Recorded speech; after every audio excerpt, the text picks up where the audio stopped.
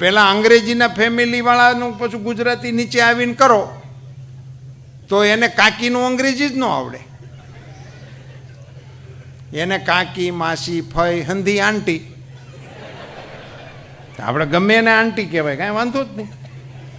એ આપણે શું થાય છે એને ન ખબર હોય, આપણને કંઈ ખબર ન પડે. પણ આપણી ભાષા આપણા કુટુંબની વ્યાખ્યામાંથી ઉઠાવીને બોલાવો કે મામી, એટલે પાક્કા પાયે ખબર પડે કે આપણે મામાની જાન લઈને ગયા હતા ને એની ભેગા જેને લઈને આવ્યા હતા એ છે મામી. કેટલી ક્લેરિટી, ક્લેરિટી, એકદમ ક્લેરિટી.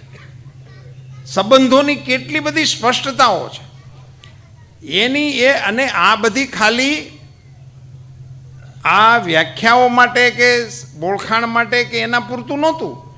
એનું એ આખું એ ગ્રુપ, એ વડલો, એ સાથે જીવે એને આપણે સંયુક્ત કુટુંબ કહેતા હતા. એ સંયુક્ત તો પાછળથી દાખલ થયું, વાસ્તવમાં કુટુંબ જ હતું આપણું. સંયુક્ત તો પછી હવે નોખા થવાનું ચાલુ કર્યું એટલે આવ્યું. પોહાણ નથી. અને અમારે તો પછી લગ્નમાં એવા સુધારા આવ્યા કે હારે જ ગેસની સગડીયું ને એવું બધું દેખ, તરત નવું રસોડું કરવું હોય તો ટેન્શન નહીં. અને થોડાક દી તો ખમવા દો, ખૂંદવા દો, થોડાક દી અંદર ઘડાવા દો, એને ખીલવા દો.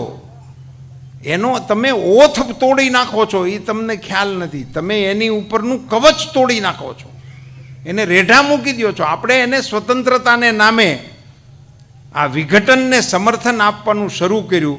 એને પરિણામે કેટલાય અણમોલ લાભોથી આપણા સંતાનો વંચિત રહી